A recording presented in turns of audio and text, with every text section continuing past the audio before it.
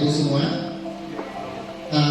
Baik, perkenalkan saya Dr. Isriandra, CDP Angkatan 10 Kabupaten Melawi akan melakukan pengembasan hasil nyata menurut 1.4 mengenai penyebaran pemahaman dan penerapan pengalaman budaya positif di SD Negeri 4 Nangaraya.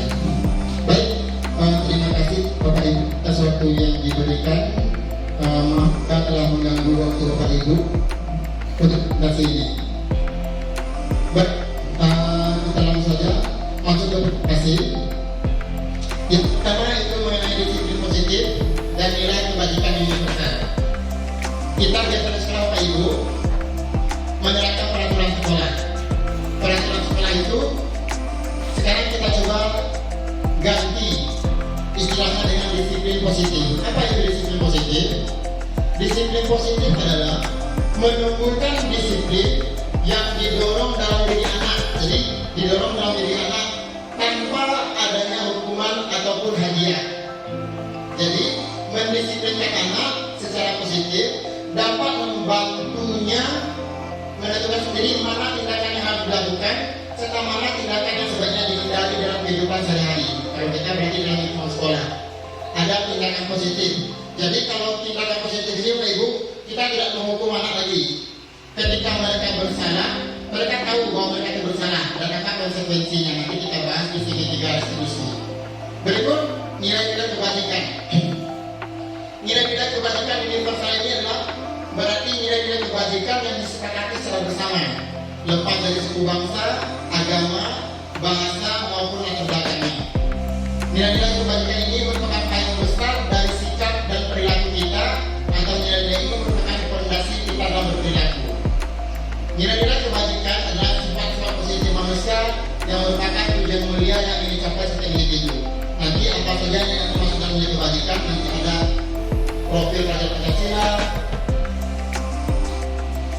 ada 7, nanti kita jelaskan di sini. Berikut ini contoh-contoh nilai kebajikan universal. Yang pertama itu ada profil Raja Pancasila, beriman dan bertakwa pada Tuhan Maha Esa, berakhlak mulia, mandiri, bernalar kritis, berkebinekaan global, gotong royong dan kreatif. Berikut ada juga nilai IDEO Primary Years Program. Yang pertama, cinta Tuhan dan segenap ciptaannya. Yang kedua, kemandirian dan tanggung jawab.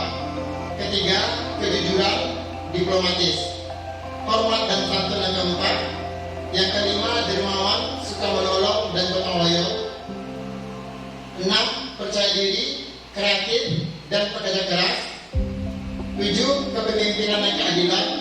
8, baik hati dan rendah hati. Terakhir, toleransi, kedamaian dan kesatuan. Berikutnya nilai kebajikan 9 pilar karakter. Dibagi lagi sikap murid, ada toleransi, rasa hormat, integritas, mandiri, menghargai, antusias, empati, pengetahuan, kreativitas, kerjasama, percaya diri dan komitmen. Berikut nilai kebajikan petunjuk hidup. Petunjuk hidup adalah peduli, penawaran, bekerja sama, keberanian, pengetahuan, usaha, keluasan atau fleksibilitas, berorganisasi, kesabaran, keteguhan hati, kehormatan, memiliki rasa humor, berinisiatif, integritas, pemecahan masalah, sumber pengetahuan, tanggung jawab dan persahabatan. Yang berikut nilai kebajikan keterampilan hidup.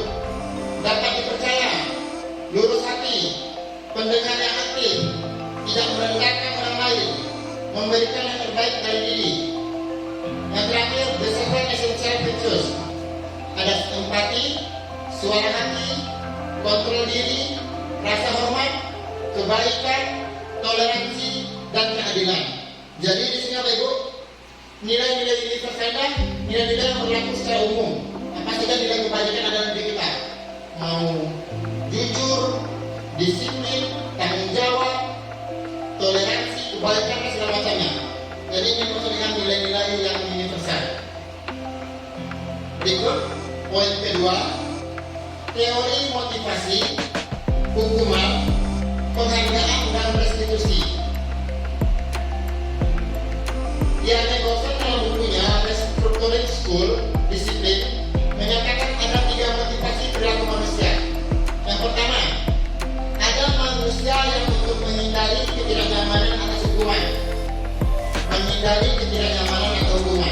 kedua, ada motivasi mereka itu untuk mendapatkan imbalan atau penghargaan dari orang lain.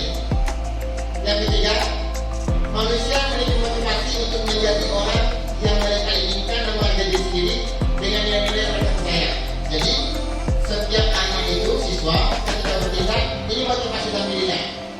Kenapa mereka takut datang terlambat? Karena mereka menghindari yang namanya hukuman di sekolah. Tapi juga, kenapa mereka takut terlambat? Karena ada juga guru. Ketika kalian tidak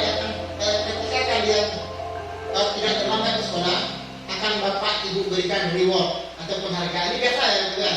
Seandainya, ketika yang pintar di kelas nanti bapak ibu berikan permen. Siapa bisa menjawab, kita berikan ini, itu sebenarnya salah. Karena reward atau penghargaan itu nanti kita jelaskan juga ada di materi berikutnya. Berikut ini aku jelaskan. Di sini nanti perbedaan antara hukuman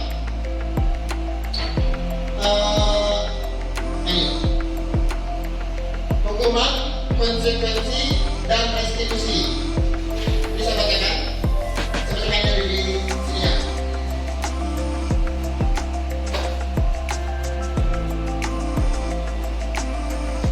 Ini hukuman ini termasuk identitas gagal ya, identitas yang gagal. Hukuman 1. Sesuatu yang menyakitkan harus terjadi, tidak nyaman untuk murid, anak untuk jangka waktu yang panjang.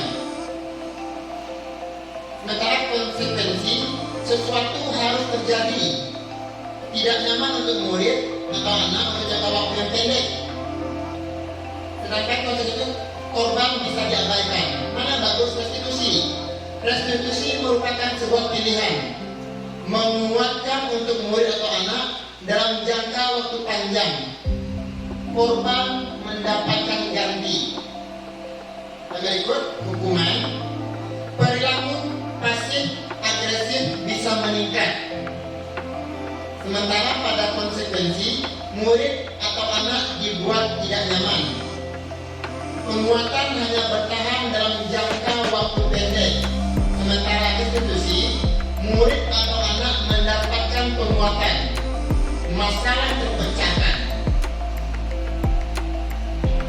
Berikut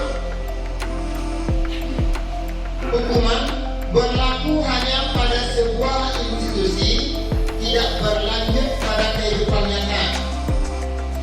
Sedangkan konsekuensi,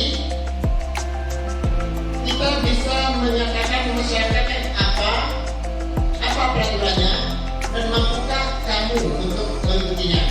Sedangkan restitusi fokus pada pemecahan masalah dalam jangka waktu yang panjang. Nih, kita simpulkan dari tabel tadi.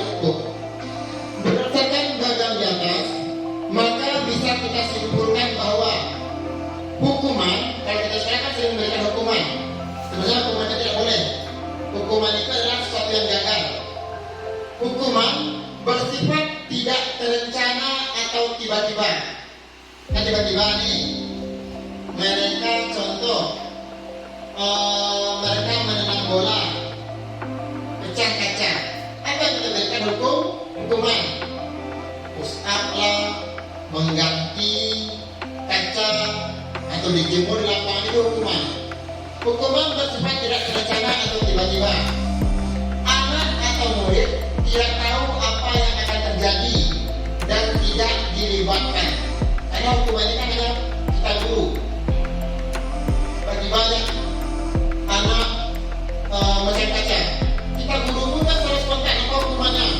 Kamu pilih kaca itu, habis itu kamu berdiri di lapangan. Kan tidak ada hukumannya tulis.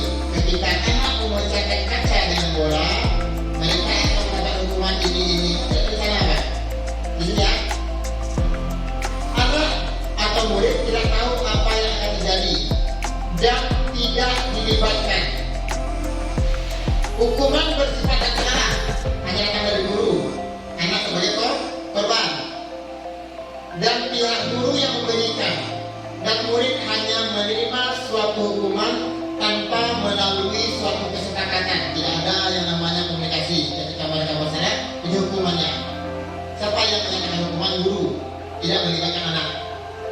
Atau pengarang dari pihak guru, baik sebelum atau sesudahnya. Hukuman yang diberikan bisa berupa fisik maupun psikis. Murid atau anak disakiti oleh suatu perbuatan atau kata-kata. Ini dihindari. Sementara disiplin dalam bentuk konsekuensi sudah terencana dan sudah disepakati dan sudah dibahas dan disetujui oleh murid dan guru.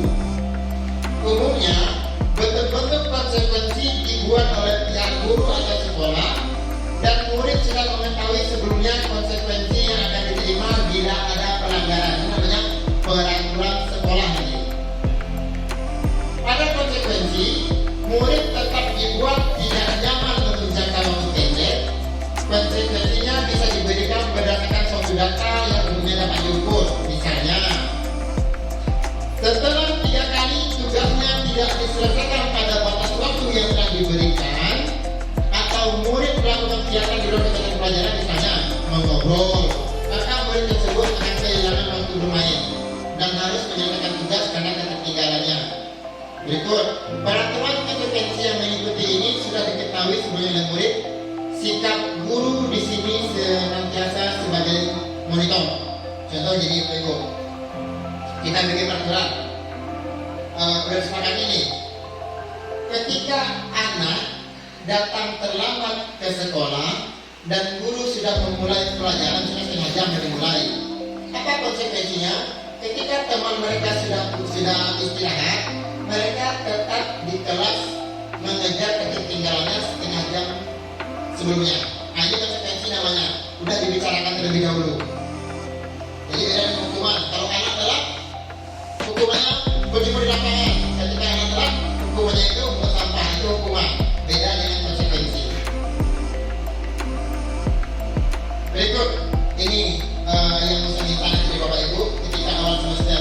Ketika awal semester nanti, saya maunya di setiap kelas itu udah ada namanya keyakinan kelas. Keyakinan kelas ini dibuat di awal ketika kita masuk kelas di awal semester. Apa itu keyakinan kelas? Keyakinan kelas, keyakinan kelas merupakan metode untuk menimbulkan kembali disiplin positif yang didasari oleh motivasi dari dalam diri. Ini dari dalam diri anak. Mereka yang memunculkan ide, kita hanya menampung. Implementasi keyakinan kelas dilatar belakangi bahwa ditemukannya beberapa murid yang masih diingatkan untuk melakukan tindakan kebaikan disiplinan. Nanti yang namanya keyakinan kelas itu tidak boleh menggunakan kata-kata yang sifatnya memaksa. Contoh, tidak boleh membuang sampah sembarangan. Jadi nanti kita ganti bahasanya, membuang sampah pada tempatnya. Tidak boleh berkata tidak, jangan, tidak boleh. Proses pembentukan keyakinan kelas. Ini yang pertama, kita tanyakan pendapat murid tentang masalah dan harapan kelas mereka. Contoh, Pak, saya ingin kelas itu yang bersih. Pak, saya ingin kelas yang ketika belajar itu serius tapi santai. Itu kesepakatan antara guru dengan murid nanti. Berikut, kita eksplorasi ide dari murid untuk mencapai kelas impian. Contoh, seperti apa kelas impian? Kami menginginkan kelas impian, Pak, bapak ibunya yang akan tepat waktu, siswanya juga tepat waktu, belajar serius tapi santai, ketika bel itu pembelajaran selesai tanpa ada tambahan waktu lagi gitu. Itu tergantung kesepakatan antara kita dan murid di kelas, maka namanya keyakinan kelas. Nah, setelah itu kita ambil kesimpulan dari ide murid ini apa itu ya? Keyakinan kelas itu merupakan ide dari murid, bukan guru. Kita akan memfasilitasi pembuatan keyakinan kelas. Semua idenya itu datang dari peserta didik. Setelah itu, setelah ada ide, kita ubah ide menjadi keyakinan kelas. Nanti baru biar dia itu agak mengikat peraturan Bapak Ibu. Setelah kita bikin keyakinan kelas, kita buat tanda tangan kontrak keyakinan. Nanti kan misalnya paket keyakinan kelas 5, keyakinan kelas 5. Setelah nanti udah dapat keyakinan kelasnya, biar sah itu mau diwujudkan, nanti Pak Pet sediakan sebuah kertas karton ditulis kontrak keyakinan kelas, ditulis nama anaknya semua, ada 5-7 orang, nanti berpasangan mereka di sana. Jadi ketika nanti mereka melanggar, kita kembalikan. Apa keyakinan kelas kita? Tidak bosan, siswa datang tepat waktu, kita kembalikan. Baca poin kedua, siswa datang tepat waktu, apakah sudah sesuai sikap kalian yang keyakinan kelas? Belum Pak, berarti gimana? Berikutnya saya tidak akan berat lagi dengan sekolah. Kita kembalikan ke keyakinan kelas. Apapun kesalahan mereka, kita kembalikan ke keyakinan kelas yang telah mereka tangani dan mereka sepakati. Jadi mereka tidak bisa melanggar lagi karena yang membuat itu memang mereka sendiri. Berikut ada kebutuhan dasar manusia dan dunia berkualitas. Ini akan hubungannya dengan siswa kita bisa dibahas. Kebutuhan dasar manusia itu ada 5. Kebutuhan untuk bertahan hidup. Manusia seperti perlu kasih sayang dan rasa diterima, perlu penguasaan atas dirinya, kesenangan itu salah satu dapat diperbaiki. Yang nomor 4 itu kebebasan. Kebutuhan bertahan hidup. Kebutuhan bertahan hidup atau survival adalah kebutuhan bersifat fisiologis untuk bertahan hidup, misalnya kesehatan, rumah, dan makanan. Kebutuhan biologis sebagai bagian dari proses reproduksi, termasuk juga adalah kebutuhan untuk bertahan hidup, untuk langsung hidup.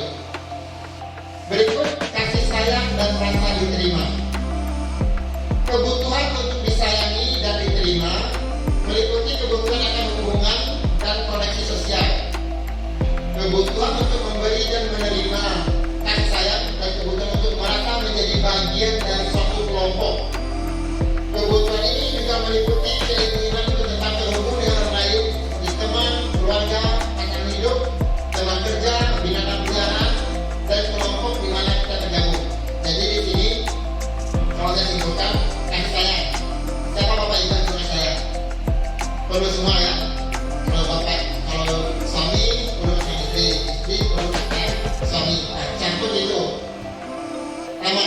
Perlu kasih dan kita berkeinginan untuk diterima dengan siapa? Ketika kita bersosialisasi ini, karena mungkin ibu-ibu dengan butuh tidak bertemu sapa atau sebaliknya. Itu punya rasa diterima. Jadi kita ini menjadi suatu kesatuan yang ketika kita hadir di sana, kita seperti diterima oleh orang untuk bergabung, bukan dikucilkan. Berikut penguasaan. Kebutuhan ini berhubungan dengan kekuatan untuk mencapai sesuatu, menjadi kompeten, menjadi terampil, diakui atas prestasi dan keterampilan kita, didengarkan dan memiliki rasa harga diri. Kebutuhan ini meliputi keinginan untuk dianggap berharga, bisa membuat perbedaan, bisa membuat pencapaian, kompeten, diakui, dihormati. Ini meliputi self-esteem dan keinginan untuk meningkatkan pengaruh. Jadi di sini penguasaan, bagaimana kita bisa berada di suatu lingkungan, kita itu dihargai, dianggap ada, bukan ketika kita ada itu dianggap tidak ada. Jadi kita mempunyai kompetensi diri yang perlu kita beritahu ke orang-orang bahwa kita bisa, kita mampu, dan kita siap untuk berkompetisi ketika ada di kumpulan orang ramai. Berikut kebebasan. Kebutuhan untuk bebas adalah kebutuhan akan kemandirian, otonomi, memiliki pilihan, dan mampu mengandalkan arah hidup seseorang. Anak-anak dengan kebutuhan kebebasan yang tinggi menginginkan pilihan, mereka perlu banyak bergerak, suka mencoba-coba, tidak terlalu terpengaruh orang lain, dan senang mencoba hal-hal baru dan menarik. Terakhir, kesenangan. Kebutuhan akan kesenangan adalah kebutuhan untuk mencari kesenangan, bermain dan tertawa. Anak-anak dengan kebutuhan dasar kesenangan yang tinggi biasanya ingin menikmati apa yang mereka lakukan. Terakhir, yang disini terakhir kita coba tulis sedikit. Dunia berkualitas. Dunia berkualitas ini kalau bahasa saya itu tentang ide-ide yang ada dalam otak kita. Gimana sih seharusnya kelas ideal, sekolah ideal, diri yang ideal, kebutuhan ideal. Jadi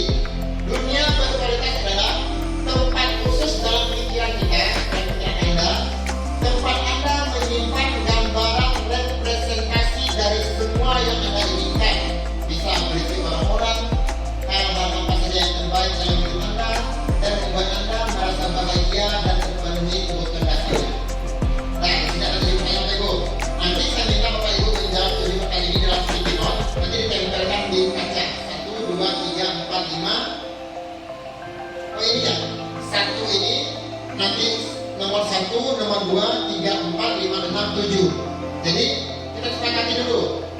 Siapakah orang yang paling penting kalau hidup Anda? Itu nomor 1. Lalu kita nomor 2, nilai-nilai kebajikan apa? Itu nomor 2 yang nilai-nilai kebajikan apa yang terkena hidup Anda. Yang ketiga ke bawah dulu kita, apa yang paling bermakna dalam hidup Anda? Nomor 4, apa pekerjaan ideal bagi Anda?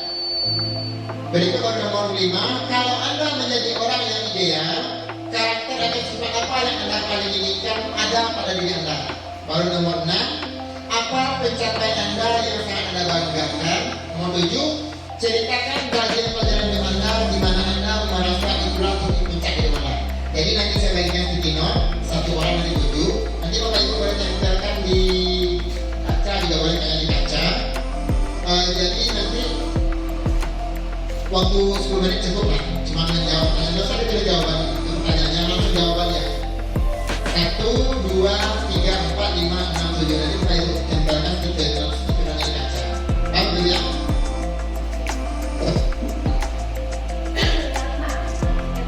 Yang bulan nomor 5. Ya. 1, 2, 3, 4. Itu nomor 1, 2, 3.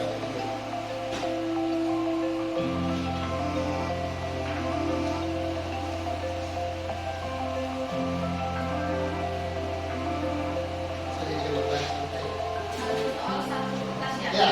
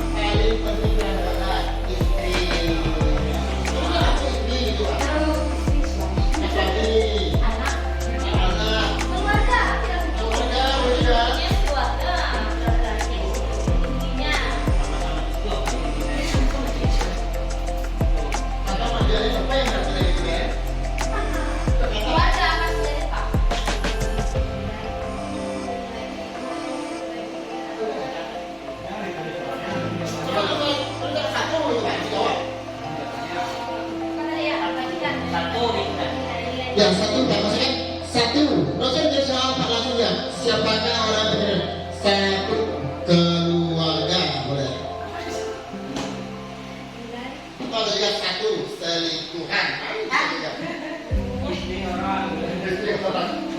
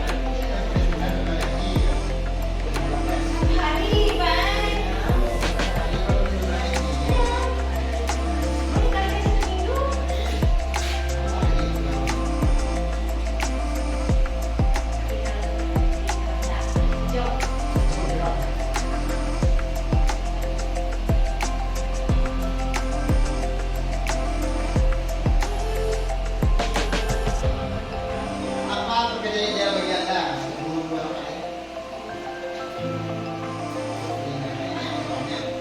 Nomor 5, kalau Anda menjadi orang yang ideal, karakter atau sifat apa yang Anda paling inginkan pada diri Anda?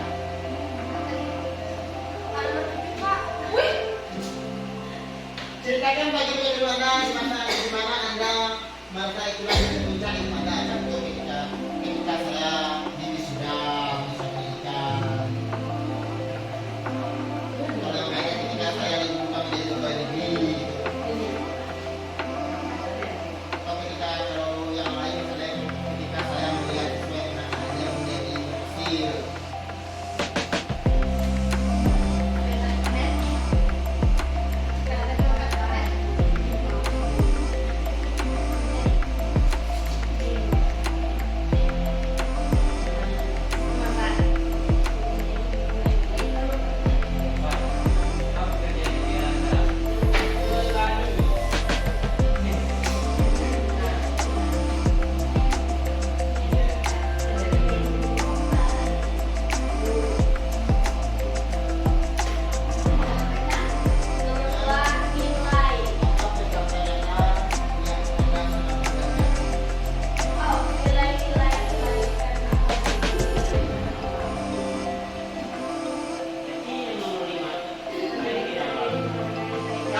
Menjadi orang yang ideal, dia tuh udah orang yang paling sempurna. Karakter atau sifat apa yang Anda paling ingat ada dalam diri? Itu saya menjadi orang ideal nih. Saya ingin disiplin. Saya ingin menghargai waktu.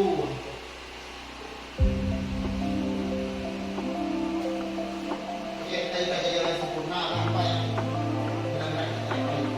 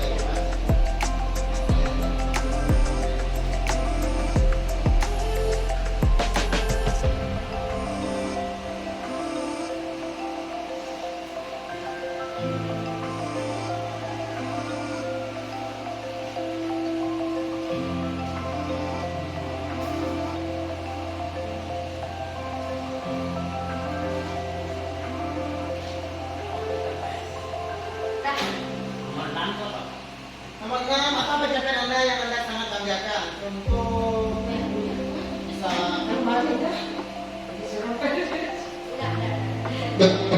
udah jawabnya boleh ditempel di kacanya. 1, 2, 3, 4, 5, 6, 7. Jadi di sini 1, 2, 3, 4, 5, 6, 7.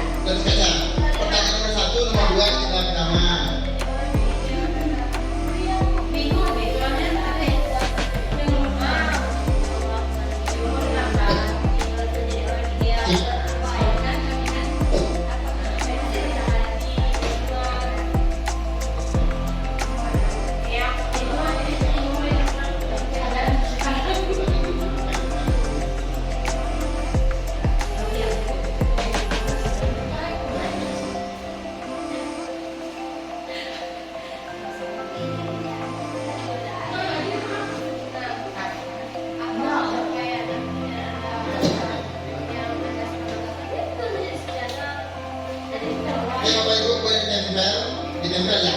1, 2, 3, 4, 5, 6, 7 ya. Maka saya mendapatkan cucu.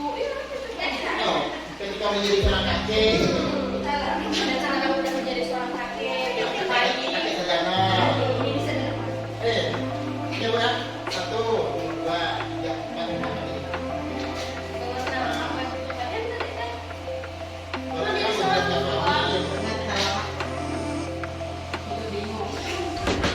dua kali itu mana? Tujuh.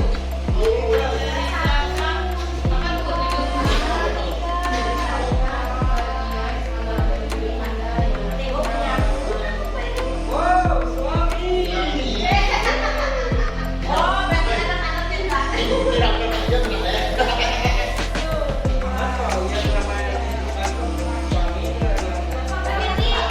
Nanti anak dia pergi ke keluarga. Saya tahu sama kita. Kalau anak kan sama-sama suami dan istri ya. Iya, iya.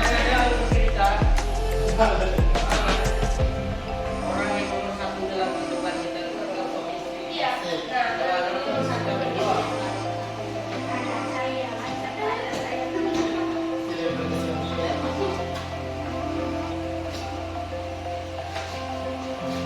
Besok kan keluarga ya. Ambil.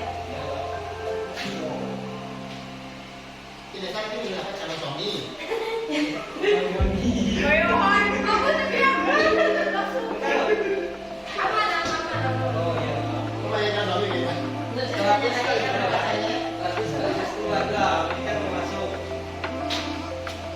Kita berdua.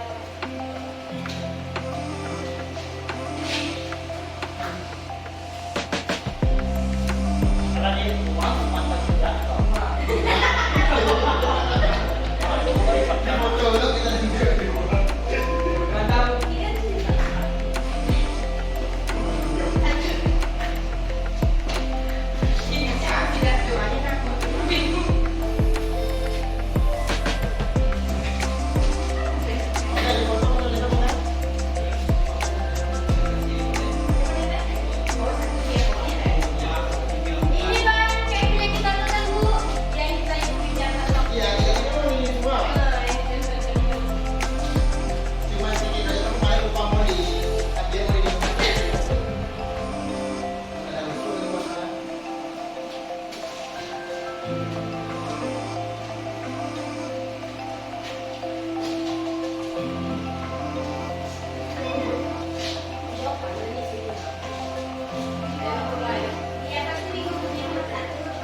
Apa pencapaian?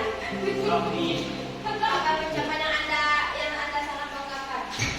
Memiliki cucu. Harga cucu kita apa? Harga bingung.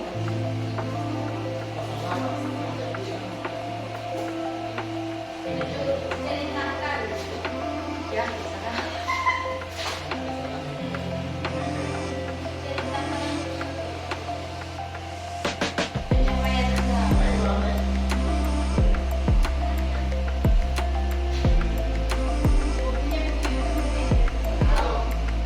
Iya, dia dari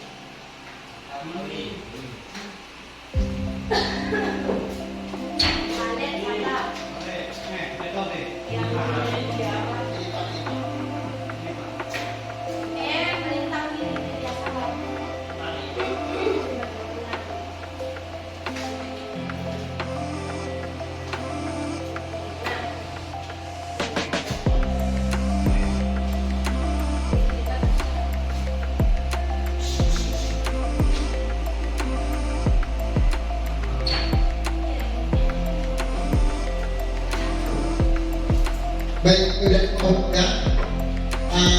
Sekarang itu saya minta satu orang untuk membacakan ya. Ini kan nomor 1 dan nomor 2, nomor 3 yang Anda bacakan ya. Saya bacakan soal, Bapak Ibu baca jawaban di sana. Baik. dan dua. Saya akan soal, ibu akan menjawab. Kalau yang sama bisa dibaca. Soal pertama, siapakah orang yang paling penting dalam hidup Anda? Kita di sana semua ya. Suami, Ya. keluarga, Lanjut. calon suami, Calon suami sama. sama. Berarti intinya di sana keluarga ya, Bu ya. Ada keluarga, ada calon suami juga keluarga, suami juga keluarga. Yang kedua, nilai-nilai kebajikan apa yang terpenting dalam hidup Anda?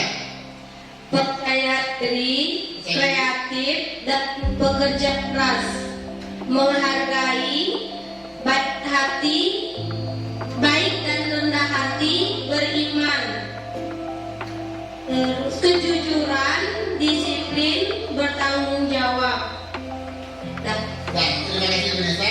Berikut kita tolong kepada Bu Ines untuk nomor 3 dan 4. Adanya kamera Bu yang di ekran di sana. Lupa.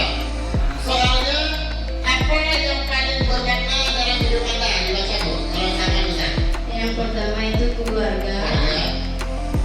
mencintai pekerjaan, melihat keluarga tersenyum bahagia, Tuhan Yesus, anak-anak dan keluarga serta orang-orang di mana kita berada.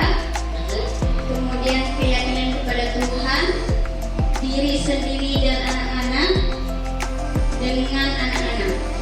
Apa pekerjaan yang ideal bagi Anda? Yang pertama menjadi tenaga pengajar ya, guru. Sama. Kemudian guru dan pekerja yang berbentuk membangun yang arahnya berdampak ke arah positif. Lanjut. Ya, sama Sama. semua. Nanti pekerjaan ideal adalah guru, jadi nggak salah kita jadi guru ya. Terima kasih Bu Tres. Berikut kita tolong ke praktek atau partner lah. Boleh nomor 5 dan 6 dibagi ya. Boleh. Kita nomor 5 nya pakai. Nanti pakai nomor 6, pakai nomor 7. Kalau Anda menjadi orang yang ideal, karakter atau sifat apa yang Anda paling inginkan ada pada diri Anda? Ya, yang pertama yaitu ada rendah hati, rasa berbagi pengalaman, disiplin waktu. Ya, rendah hati dengan mandiri. Saya ingin menjadi orang yang bisa mentransferkan kebaikan untuk banyak orang. Mandiri, beriman, rendah hati. Maunya anak-anak di kelas disiplin dan saya ingin menjadikan diri jadi seorang yang disiplin, rendah hati dan suka menolong. Lanjut pakai nomor soal nomor 6. Apa pencapaian Anda yang sangat membanggakan? Yang pertama, menjadi orang yang berhasil. Menjadi seorang guru merupakan suatu kebanggaan. Menggapai kelas sarjana dengan waktu yang tepat dan sesuai. Ya. Bisa menjadi berhasil. Menjadi sarjana, mengkuliahkan anak-anak, ayah yang bertanggung jawab. Kemudian menjadi seorang ibu bagi anak-anak. Yang terakhir, memiliki cucu yang terakhir. Sekian. Terima kasih Pak Pet. Terakhir Pak Joni, soal nomor 7. Soal nomor 7 itu ceritakan perjalanan hidup Anda di mana Anda merasa berada pada titik puncak hidup Anda. Di saat saya bisa lolos menjadi PNS, Ya. mampu dalam menjalankan tanggung jawab dan proses suatu pekerjaan, ketika nama Jaya dipanggil waktu wisuda dan ketika saya menjadi seorang guru mengajar anak didik yang masih kecil-kecil, saya dilatih untuk bersabar, merasa bangga menjadi pengabdian untuk negara menjadi PNS, senang karena sekarang masih diberikan mendidik dan melatih anak, keberhasilan rukun dan terang menjadi seorang guru. Baik, terima kasih Pak Pet.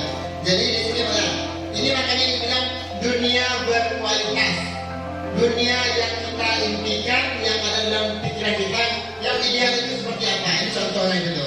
Baik, terima kasih Bapak Ibu. Kita lanjut materi terakhir, yaitu mengenai 5 posisi kontrol. Ini 5 posisi kontrol seorang guru yang sudah tadi Pak. Ada tipikal guru itu penghukum, pembuat rasa bersalah, sebagai teman, sebagai pemantau, dan sebagai manajer. Kita lihat, kalau saya pribadi, Bapak sekarang berada di posisi apa? Saya bilang jujur, saya sebagai penghukum. Karena ketika anak melanggar peraturan kita hukum. Mungkin sama dengan teman-teman ya. Ini kita jelaskan di mana seharusnya kita berada. Di posisi pertama, penghukum itu jelas salah. Karena ketika anak salah itu kita bukan memberikan hukuman saja. Yang pertama, penghukum. Seorang penghukum bisa menggunakan hukuman fisik maupun verbal. Verbal secara ucapan, kita bilang bodoh. Betul kan? Itu verbal. Menyakiti anak, tidak datang fisik yang sensitif benar. Orang-orang yang menjalankan posisi penghukum senantiasa mengatakan bahwa sekolah memerlukan sistem atau alat yang dapat lebih mendekatkan murid-murid lebih dalam lagi. Guru-guru yang menerapkan posisi penghukum akan berkata, patuhi aturan saya, kalau tidak, awas. Kamu selalu saja salah. Selalu, pasti selalu yang terakhir selesai. Oh, selalu pasti kamu ke kamu. Dia masalah. Ini penghukum nih. Kata-kata yang sering diucapkan oleh guru tipikal penghukum. Yang kedua, pembuat merasa bersalah. Pada posisi ini, biasanya guru akan bersuara lebih lembut. Pembuat merasa bersalah menggunakan keheningan yang membuat orang lain merasa tidak nyaman, bersalah atau rendah diri. Kata-kata yang keluar dengan lembut akan seperti ini. Ibu sangat kecewa sekali dengan kamu. Berapa kali Bapak harus memberitahu kamu ya? Berikut, gimana coba kalau orang tua kamu tahu kamu berbuat begini? Ini kan cara bicara dengan hati-hati loh. Kita tidak keras, kita bicara ke anak. Cuma ketika kita ngomong, dia merasa bersalah. Kenapa kamu terus seperti itu? Nah, capek kan? Nah itu, nah kasihan dari orang tua. Jadi ketika kita ngomong, tidak perlu tensi tinggi, cuma mereka merasa bersalah. Ini posisi kontrol kedua. Yang ketiga, sebagai teman, guru pada posisi ini tidak akan menyakiti murid, namun akan tetap berupaya mengontrol murid melalui persuasi atau ucapan. Posisi teman pada guru bisa negatif ataupun positif. Positif di sini berupa hubungan baik yang terjadi antara guru dan murid. Guru di posisi teman menggunakan hubungan baik dan humor untuk mempengaruhi seseorang. Mereka akan berkata, contoh ketika kita lagi menyuruh mereka kerja ini, sini, kalau tak kerjakan ini nanti dukung. Itu kita baik. Oke, ayo nak kita kerjakan bersama-sama. Kan seolah-olah mereka teman kita. Ayo bantu Bapak kita bekerja bersama-sama. Sini kata-katanya. Ayo bantulah demi Bapak ya. Atau ayo ingat tidak bantu Bapak selama ini. Yang ketiga, ya sudah kali ini tidak apa-apa. Nanti Ibu bantu bereskan. Jadi di sini kan kita terima langsung kan dengan persuasi yang bagus. Jadi anak merasa kita sebagai teman, kita sebagai guru yang selalu memberikan hukuman kepada mereka. Terakhir, memantau. Memantau berarti mengawasi. Pada saat ini kita mengawasi. Kita bertanggung jawab atas perilaku orang-orang yang kita awasi. Posisi pemantau berdasarkan pada peraturan-peraturan dan konsekuensinya. Dengan menggunakan sanksi atau konsekuensi, kita dapat memisahkan hubungan pribadi kita dengan murid sebagai seseorang yang menjalankan posisi pemantau. Pertanyaannya dari kita pemantau. Nih, ingat tidak peraturannya apa? Kita berikan alasan. Ingat tidak peraturannya apa? Kedua, apa yang telah kamu lakukan? Biarkan mereka merasa bersalah sendirinya. Apa yang telah kamu lakukan? Biar kami cerita, mereka tahu merasa. Yang terakhir, sanksi atau konsekuensi apa yang akan kamu terima? Jadi di sini mereka tahu ketika mereka berbuat salah ini konsekuensinya. Jadi ini semacam sudah diatur, tidak bersifat hukuman satu arah tadi. Ini posisi yang diintikan sebagai manajer. Manajer adalah posisi di mana guru berbuat sesuatu bersama dengan murid, tidak satu arah, melibatkan anak, mempersilakan murid mempertanggungjawabkan perilakunya, mendukung murid agar menemukan solusi atas permasalahan sendiri. Seorang manajer ini, dia sudah memiliki kemampuan infosistema, pemantau, juga sebagai pembuat rasa bersalah. Jadi di sini kemampuan manajer ini dia sudah memiliki semua kemampuan, kecuali penghukum, ya penghukum kan mungkin dia memiliki, cuma tidak untuk diterapkan. Berikut pertanyaan yang bisa dimunculkan. Apa tadi? Apa yang kita yakini? Kembali ke yang jelas karena mereka menganggap. Apa yang telah kita yakini? Atau apa yang telah kita sepakati? Satu, apakah kamu meyakini apa yang telah kita sepakati?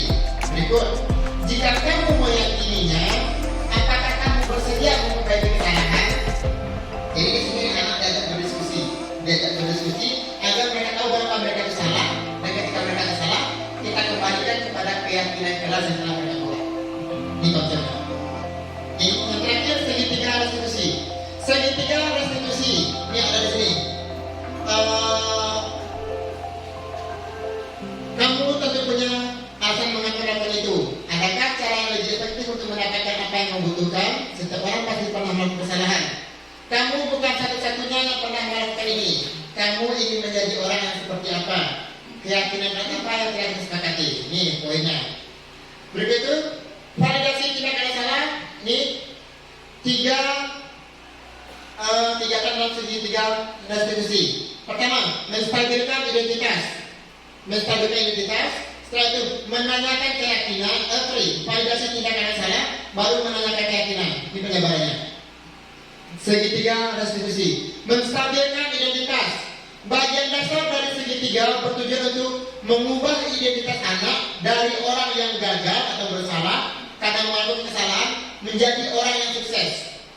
Kalau kita ingin ia menjadi reflektif, maka kita harus meyakinkan si anak dengan cara mengatakan kalimat-kalimat ini. Berbuat salah itu tidak apa-apa. Tidak ada manusia yang sempurna. Ini menstabilkan identitas. Ketika mereka sudah melakukan kesalahan, ini kita menstabilkan identitas. Saya juga pernah melakukan kesalahan seperti itu, atau saya juga pernah melakukan kesalahan seperti yang kamu lakukan. Berikut, kita bisa menyelesaikan masalah ini. Atau Bapak Ibu tidak tertarik mencari siapa yang salah, tapi Bapak Ibu ingin mencari solusi dari permasalahan ini. Berikut, kamu berhak merasa begitu atau kamu berhak bertindak seperti itu. Yang terakhir, apakah kamu sedang menjadi teman yang baik buat dirimu sendiri? Kalau kita mengatakan kalimat-kalimat di atas, Bapak Ibu, akan sangat sulit, bahkan tidak mungkin untuk anak membangkang kepada kita. Benar Bu ya? Ketika kita bicara baik, saya juga pernah melakukan kesalahan seperti apa yang kamu lakukan. Karena mungkin juga dia melakukan kita kan? Dan mungkin juga dia membangkang. Jadi, para guru bertugas mengawasi anak-anak saat mereka bermain di dalam sekolah, mengatakan bila mereka mengatakan kalimat tersebut yang mungkin hanya butuh waktu 3 detik, bisa mengubah situasi sulit menjadi kooperatif. Kalau mereka salah, kita keras, pasti mereka membangkang kita. Kalau mereka salah, kita lakukan segitiga restitusi ini, menstabilkan identitas, mereka akan adem, akan tenang, mereka akan kooperatif dengan kita untuk bercerita. Berikut, validasi tindakan salah. Ini kedua bukan? Menurut teori kontrol, semua tindakan manusia, baik atau buruk, pasti memiliki maksud atau tujuan tertentu. Seorang guru yang memahami teori kontrol pasti akan mengubah pandangannya dari teori stimulus responsif ke cara berpikir proaktif yang mengenali tujuan dari setiap tindakan. Ini kalimatnya Bu, kalimatnya biar anak itu tidak makan kita. Setelah kita stabilkan identitas, kita validasi tindakan salah. Padahal kamu bisa melakukan yang lebih buruk dari ini ya. Nah itu, dia kan bisa lebih ini. Kamu pasti punya alasan mengapa melakukan hal itu. Kita gali ini, biar dapat terbuka. Kamu patut bangga pada dirimu sendiri karena kamu telah melindungi sesuatu yang penting buatmu. Berikut, kamu boleh mempertahankan sikap itu, tapi kamu harus menambahkan sikap yang baru. Mungkin kita akan guru dengan memvalidasi sikap yang tidak baik seperti ini bertentangan dengan aturan ada. Namun, sebetulnya tujuan untuk menunjukkan bahwa guru memahami alasan dibalik tindakan murid. Restitusi tidak menyarankan guru bicara ke murid bahwa melanggar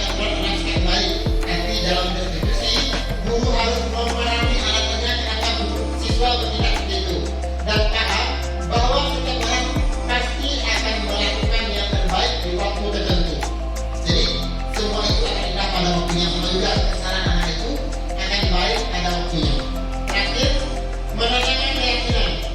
Teori kontrol mengatakan bahwa kita pada dasarnya termotivasi secara internal ketika identitas sukses telah tercapai dengan kata tadi dan tingkah lakunya telah divalidasi angka 2, maka anak akan siap untuk dihubungkan dengan nilai-nilai yang dia percaya dan berpindah menjadi orang yang dia inginkan, dan kita guru juga inginkan.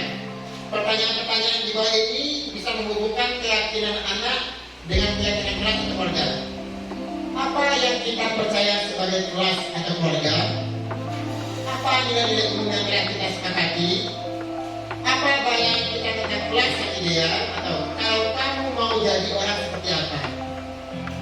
Penting untuk menanyakan kepada anak kehidupan seperti apa nantinya yang mereka inginkan. Apakah kamu ingin menjadi orang sukses, bertanggung jawab, atau bisa dipercaya? Kebanyakan anak akan mengatakan iya, tapi mereka tidak tahu bagaimana caranya menjadi orang seperti itu.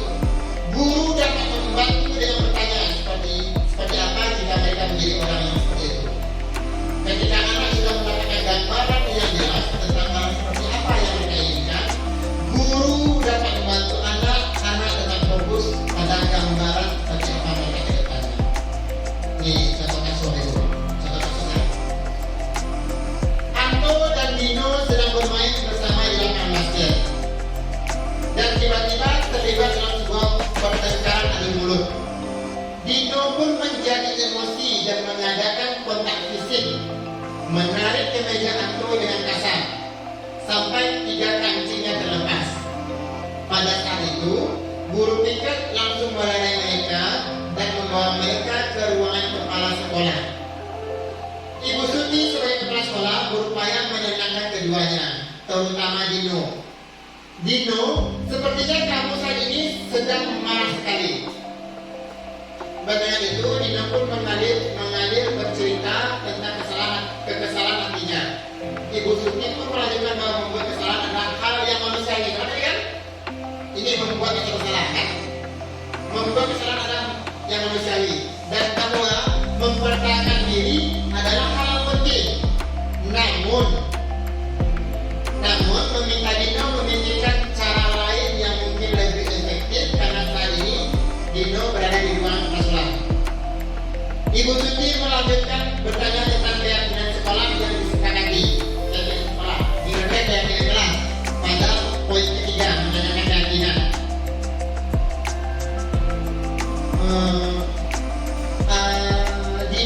Apakah Dino bersedia memperbaiki kesalahan yang telah dilakukan terhadap Anto?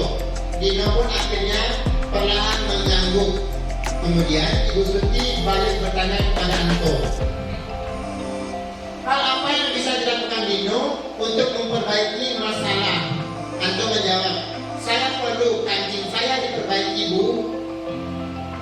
Ibu, saya akan sangat marah kalau melihat kancing baju saya sampai copot 3 kancing. Begini, Ibu Suti pun kembali bertanya kepada Dino, apakah yang akan dia lakukan untuk mengganti 3 kancing Anto yang terlepas? Ketika dia dapat tanggung jawaban untuk memperbaiki kancingnya, Anto punya marah. Dino berpikir sejenak lalu menjawab, wah, tidak tahu, Bu. Saya lihat kembali mungkinnya, Bu. Mau dilihat? Ibu Suti berpikir sebentar dan menanggapi, kalau dilihat akan mudah terlepas. Kembali Dino, bagaimana kalau kamu menjahitkan saja? Bersediakah kamu? Dino tampak ragu-ragu dan menanggapi, menjahit? Mana saya tahu bagaimana menjahit, Bu. Ibu Suti meneruskan, apakah kamu bersedia belajar menjahit? Dino berpikir sejenak, memandang ke meja Anto dan menanggapi, yang mengajar saya siapa, Bu? Dengan cepat Ibu Suti menjawab, Pak Irfan, guru tata busana. Dino kembali diam sejenak dan memandang ke meja Anto yang tanpa kancing. Akhirnya dia mengangguk, tanda menyetujui, dan sepanjang siang itu Dino belajar menjahit dan memperbaiki di meja Anto. Terakhir kali terlihat kedua anak-anak tersebut, Dino dan Anto pada jam 11 mereka sudah bercengkrama dan bersenda-gurau kembali seperti biasa. Nih, teori segitiga restitusi dimulai dari menstabilkan identitas, validasi tindakan salah, dan menanyakan keyakinan. Ini saya minta Bapak Ibu untuk bekerja dengan kelompoknya agak cepat lah. Kita bagi ya 2 kelompok.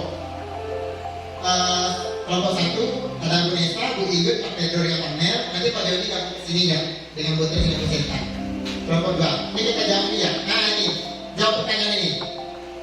Posisi kontrol apakah yang diperhatikan oleh kepala sekolah Ibu Suti? Apakah dia sebagai penghukum, pembuat rasa bersalah, sebagai teman? Nah, itu bagaimana dia? Ditulis di sana. Yang kedua, dalam kasus tersebut bagaimana Dino dikuatkan dan bagaimana Anto dikuatkan? Yang ketiga, kira-kira nilai kebalikan apa saja yang ada dalam kasus tersebut? Ya, Anto jawab di kertas dulu. Oh, jadi boleh bergabung di sini. Oh, kursinya, Pak, kursinya.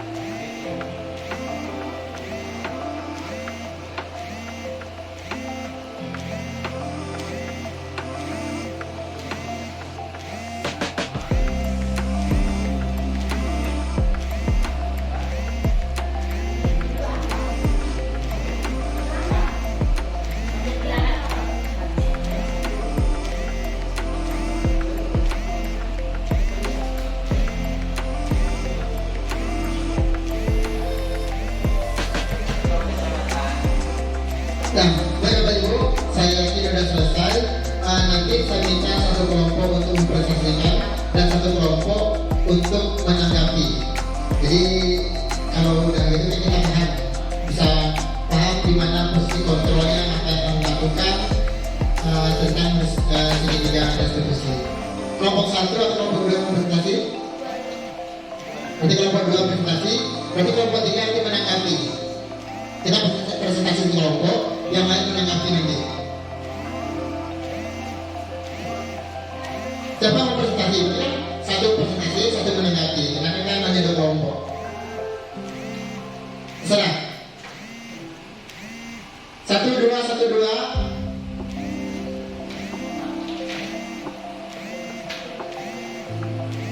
Boleh berdiri Bu, nanti yang menanggapi kelompok 1. Ya, baiklah. Kelompok kami, kelompok 2 yang terdiri dari Bu Senta, Pak Jody Sember, dan saya Desiana. Kami akan mempresentasikan hasil dari pertanyaan yang ada.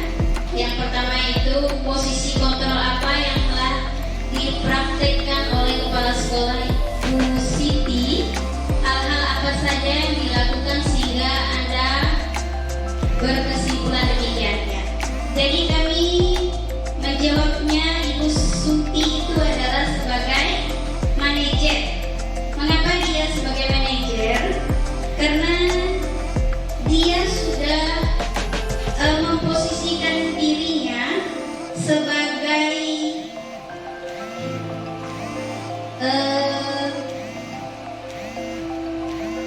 teman, kemudian membuat rasa bersalah dan pemantau. Ya, ada 3, makanya dia disebut sebagai manajer. Nah, itu yang pertanyaan nomor 1. Pertanyaan yang ke nomor 2 itu, dalam kasus tersebut bagaimana Dino dikuatkan, kemudian bagaimana atau dikuatkan oleh Ibu Suti ya. Ini untuk Dino, itu kepala sekolah atau Ibu Suti itu bertanya kepada Dino, apakah yang bisa dilakukan Dino untuk memperbaiki kesalahannya. Itu yang ditanyakan oleh Ibu Suti. Kemudian untuk Anto, ya, para sekolah juga bertanya, hal apa yang dapat dilakukan Anto untuk memperbaiki kesalahannya. Nah, itu yang pertanyaan nomor 2. Kemudian yang ketiga itu, kira-kira nilai-nilai kebajikan atau keyakinan sekolah apa yang dituju dalam kasus tersebut. Ya, jadi kasus tersebut itu tujuannya itu untuk kemandirian dan bertanggung jawab. Itu saja mungkin yang dapat kami sampaikan. Sekian dan terima kasih. Baik, lalu Bu, kita minta tanggapannya dari kelompok 1. Kita tanggapannya. Ya, baiklah. Pertama, Adakah tanggapan dari kelompok 1 tentang jawaban kami dari kelompok 2? Ya, untuk kelompok 2 tanggapan ada beberapa. Nomor 1, nomor 2, ya kami sebagai kelompok 2, kelompok 1 setuju. Yang nomor 3 ini kira nilai-nilai kebijakan, keyakinan sekolah apa yang tuju dalam kasus tersebut jelaskan. Jadi ada tanggung jawab dengan kurang letak tanggung jawab, bertanggung jawab dengan apa Bu? Iya, si Dino dan Anto itu sama-sama bertanggung jawab, terutama untuk Anto ya. Ya. Iya, karena ya untuk Dino ya, terutama untuk Dino tadi dia bertanggung jawab mau memperbaiki kesalahannya dengan berusaha untuk menjahit kembali bajunya Anto. Ya. Ya, yang pertanyaan nomor 3 ini ada sedikit kami penambahan, bertanggung jawab ya sama, percaya diri dari kami, kreatif, karena yang kreatif itu bisa menjahit, kreatif ya. Iya. Anak-anak tuh jarang melakukan itu. Ya. Kemudian komitmen, Ya. ya juga bertanggung jawab. Ya benar Pak. Jujur, Ya. jujur, ngaku salahnya. Itu dia penambahan kami. Sekian dan terima kasih. Ya terima kasih Pak untuk masukannya. Sekian dan terima kasih. Baik Bapak Ibu, kita beri tepuk tangan dulu kepada kelompok 2. Berarti di sini Bapak Ibu sudah paham. Ada 5 posisi kontrol kita sebagai seorang guru. Ada pemukul itu dihindari, sebagai pembuat atau bersalah, sebagai teman, pemantau, dan posisi yang betul sebagai manajer. Manajer itu mampu memposisikan diri sebagai teman, pembuat bersalah, pemantau. Baik Bapak Ibu, terima kasih atas waktunya, dan mudah-mudahan materi yang saya sampaikan ini mengenai disiplin positif bisa kita terapkan nantinya di awal semester pembelajaran. Nah, kita mulai dari langkah kecil Bapak Ibu. Apa langkah kecil kita? Langkah kecil kita adalah ketika kita mulai awal semester, kita coba bentuk keyakinan kelas. Nanti saya mau nanti ketika di awal semester semua kelas itu sudah membuat keyakinan kelas. Nanti saya modali, saya berikan sticky note dan saya berikan sebuah kertas manila ya, kertas manila. Nanti Bapak Ibu tempelkan kesepakatan kelas anak-anak di sana. Jadi mau saya itu 1 minggu di awal semester semua kelas sudah ada memiliki keyakinan kelas. Jadi kalau mereka berbuat salah, mereka tahu apa yang sudah mereka yakini, apa kesalahan dan bagaimana mereka bisa mempertanggungjawabkan kesalahannya. Dan kita juga bisa menghindari yang namanya bersikap sebagai penghukum di dalam kelas. Terima kasih Bapak Ibu. Saya ucapkan terima kasih dan selamat siang.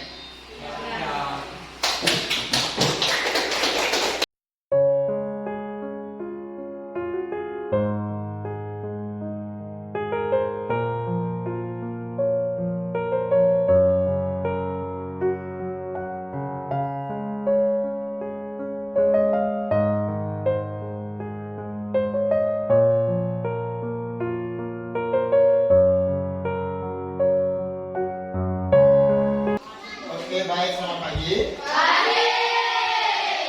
Apa kabarnya hari ini? Ulangi, apa kabarnya hari ini? Baik, pada pertemuan hari ini Bapak akan coba membuat keyakinan kelas. Keyakinan kelas. Pernah dengar kata tertib? Pernah dengar kata tertib? Pernah. Pernah dengar kata peraturan? Nah, peraturan itu kalau dilanggar gimana? Peraturan kalau dilanggar gimana? Ada apa? Apa nanya peraturan kalau dilanggar gimana? Dapat hukuman ya sayang? Ya. Nah, sekarang kita coba bikin keyakinan kelas. Apa itu keyakinan kelas? Keyakinan kelas itu adalah sesuatu yang datang dari diri kalian. Yang datang dari diri kalian. Kelas seperti apa yang kalian inginkan? Kelas seperti apa yang kalian inginkan? Contoh, Pak, saya ingin kelas yang belajarnya serius tapi santai. Contoh, Pak, kami ingin kelas yang bersih dan indah. Contoh, itu keyakinan kelas. Keyakinan kelas tidak boleh menggunakan kata-kata seperti jangan membuang sampah sembarangan, tidak boleh ribut, tidak boleh menggunakan kata jangan, tidak, kita ganti kelas yang tentram, kelas yang aman. Kalau jangan membuang sampah sembarangan, kita ganti dengan kata kelas yang bersih. Itu contohnya, paham? Nah, sekarang kita coba jadi keyakinan kelas. Nanti masing-masing dari kalian membagikan 1 buah sticky note. Kalian tulis kelas seperti apa yang kalian inginkan, kelas seperti apa yang kalian inginkan. Yang laki-laki warna pink nggak? Oke. Yang laki-laki kan perempuan pink. Perempuan pink. Yang laki-laki warnanya ya. Nanti kalau bagikan ke 1, ditulis kelas seperti apa yang kalian inginkan.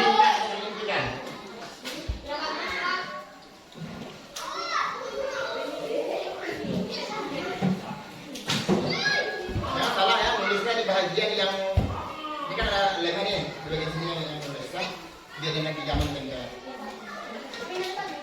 Ya, mau nanti tinggal. Siapin ya, ya.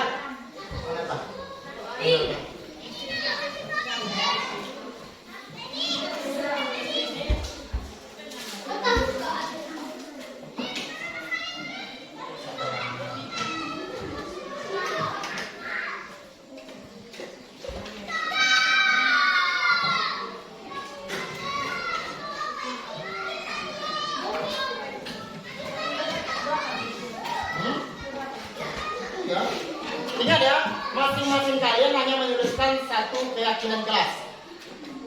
Masing-masing hanya menuliskan satu. Hah? Coba lihat nih. Iya.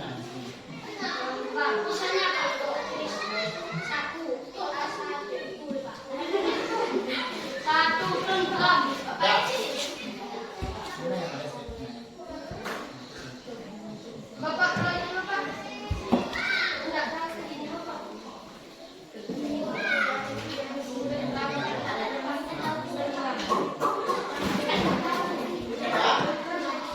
Boleh ditulis kelas seperti apa yang kalian inginkan.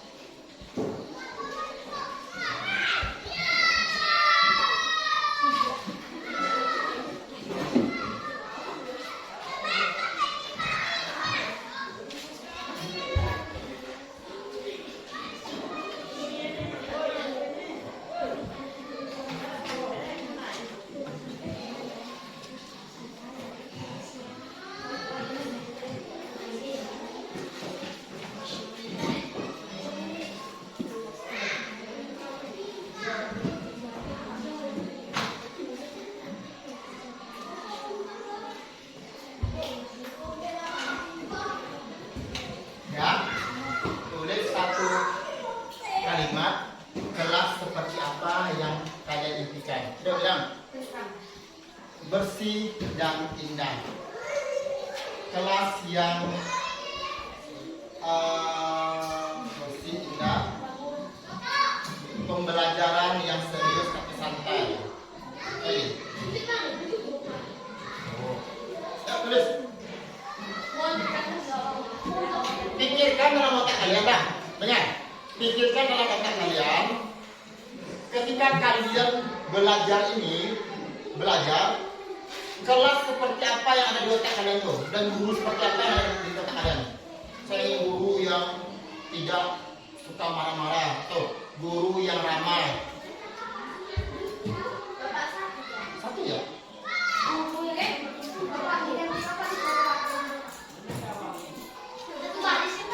Satu kalimat. Nah, ya.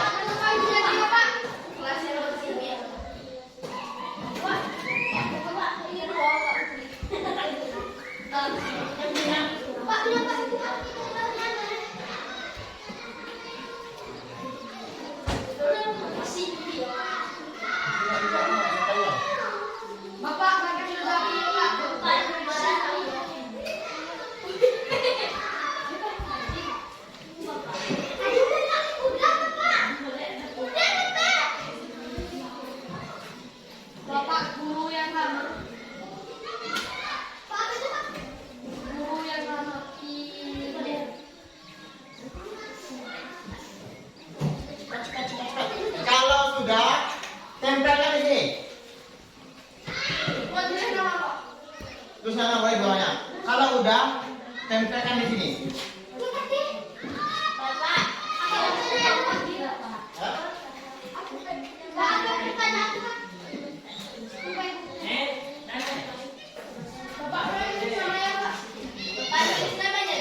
Boleh.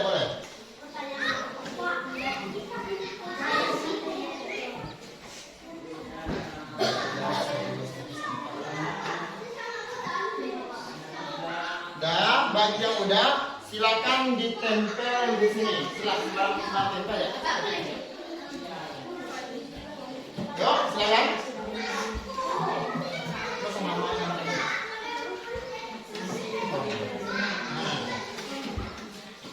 Terus namanya di bagian pojok ya, kalian yang ditulis terus namanya. Nah, boleh tempel sini.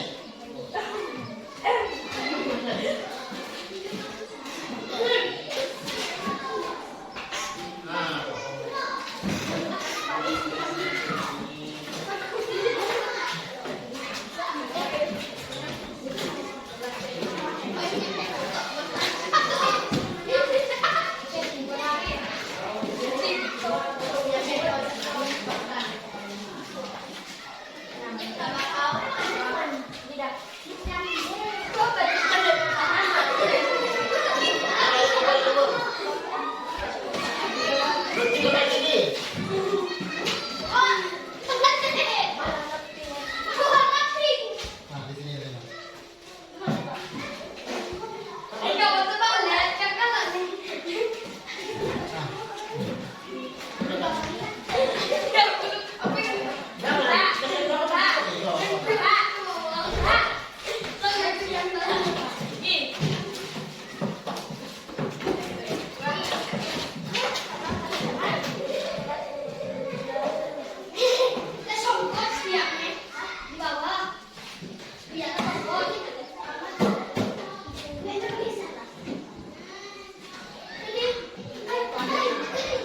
Karena tempel ya.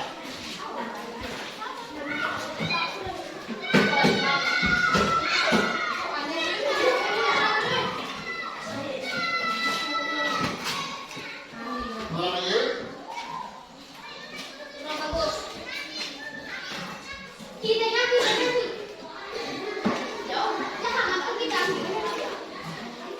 Ada 5 orang lagi.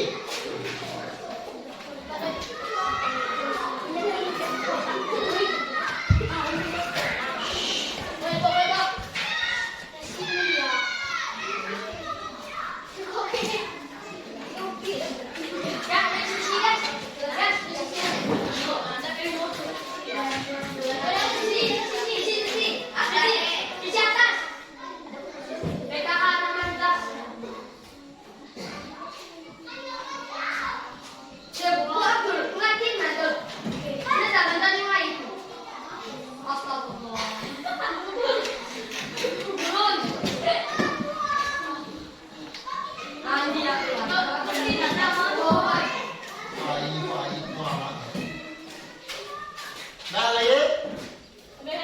1, 2, 3, 4, 5, 6, 7, 8, 9, 10, 11, 12, 13. Dah, udah ada 15 kesepakatan kelas. Membacakan. Kita bacakan, nanti mana yang sama, nanti tidak usah dibacakan. Jadi nanti yang tidak sama, kita jadikan kesepakatan ke kelas. Jadi kesepakatan kelas ini harus kalian patuhi. Karena sekarang buat kesepakatan kelas kalian. Semua buat diri sendiri. Yang berjanji untuk tidak melanggarnya adalah diri sendiri. Karena kalian yang buat, kalian harus mematuhi. Ada yang membacakan? Ada yang membacakan? Ada yang membacakan? Nah, bacakan. 1. Kelas yang aman dan tentram. 1 itu. Kelas yang tentram, belajar serius tapi santai, guru yang ramah. Berikut, belajar serius tapi santai. Kelas yang tentram, sama ya. Kelas yang bersih. Kelas yang bersih dan indah. Kelas yang bersih dan indah sama. Kelas yang bersih dan indah sama. Kelas yang bersih dan belajar serius tapi santai. Kelas yang bersih dan indah. Kelas yang tentram dan guru yang baik dan ramah. Kelas yang bersih dan tentram. Nah, kita simpulkan. 1. Kelas yang bersih dan indah ya. Kelas yang bersih dan indah. Yang kedua, belajar serius tapi santai. 3.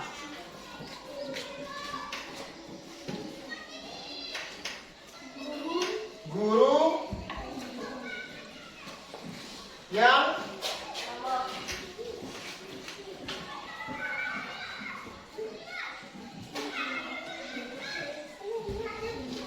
hadir tepat waktu, benar?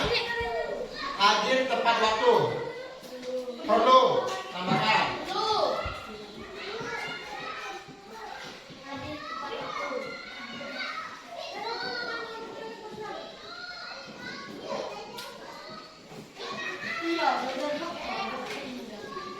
Ada lagi? Kelas bersih sama-sama.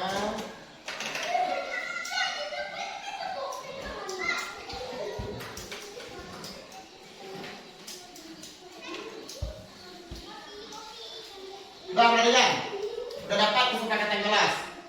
Ada 4 kesepakatan kelas yang telah kalian buat. Ada 4 keyakinan kelas. Pertama, kelas yang bersih dan indah. Kalau kalian sudah bersepakat kelas yang bersih dan indah, berarti setiap pagi harus menjalankan piket.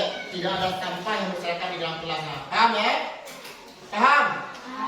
Yang kedua, belajar serius tapi santai. Boleh kita ujuk nanti, serius tapi santai. Tapi jangan terlalu santai. Ketiga, guru yang ramah. Guru pada umumnya ramah. Kalau ada murid yang keterlaluan, otomatis guru juga bersikap bertindak lebih ramah kan? Nah, kalau keterlaluan ya. Berikut, hadir dan datang ke waktu, tidak boleh telat. Siapa yang bikin kesepakatan? Diri sendiri. Siapa yang bertanggung jawab untuk memenuhinya? Diri sendiri. Paham? Paham. Berikut, kalian sudah bersepakat. Ini keyakinan kelas, ini ide kalian. Berikut harus bertanda tangan di sini. Bertanda tangan bahwa kalian itu menyepakati keyakinan kelas. Mulai dari 1 sampai nomor serangan. Bertanda sini. Bertanda tangan. Mulai dari Pandi nanti menjawab sampai sini, mutar sampai kaki aja. Yang 1. Tanda tangan ya. Yang 1. Bisa ke samping. Nah, tuh. Lanjut. Jadi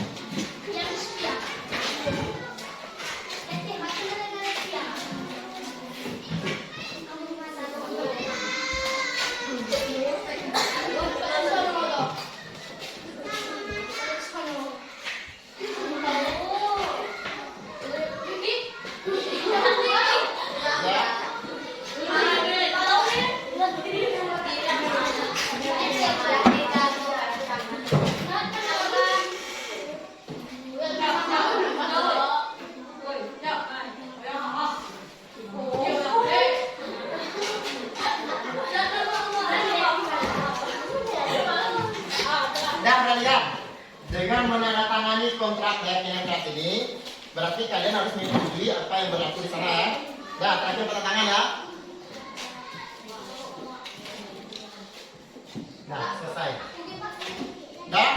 berarti kita memiliki 4 keyakinan ke kelas yang harus dipatuhi dan disepakati. Keyakinan kelas harus dipatuhi karena yang membuat adalah Anda sendiri. Ada paksaan dari guru? Enggak. Ada paksaan dari guru? Enggak. Siapa yang membuat? Diri sendiri. Siapa yang mematuhi? Diri sendiri. Semoga apa yang telah kalian yakini, apa yang telah kalian sepakati, kontrak kerja yang telah kalian tandatangani bisa diwujudkan dengan baik. Oke, terima kasih. Selamat pagi.